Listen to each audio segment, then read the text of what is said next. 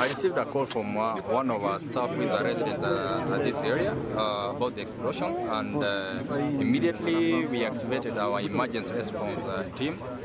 We dispatched the fire engines and also the ambulances. Right now they are at the scene and we are trying to evacuate the victims.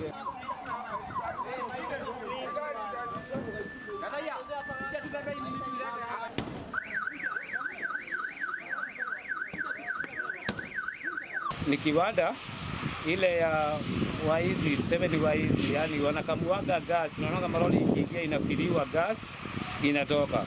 Tuela inakuja ikiwa kila mzima usiku inakuja inakamuliwa na lori nayo ya kubeba inatoka na hiyo gas.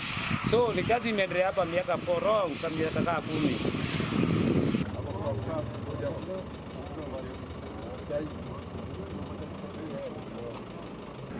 Mi kitu ambacho kimenichoma ni gas, mtungi wa gesi.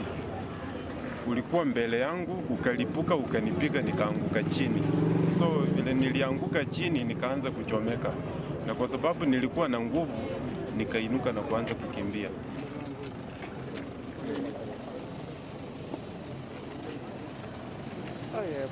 Pole.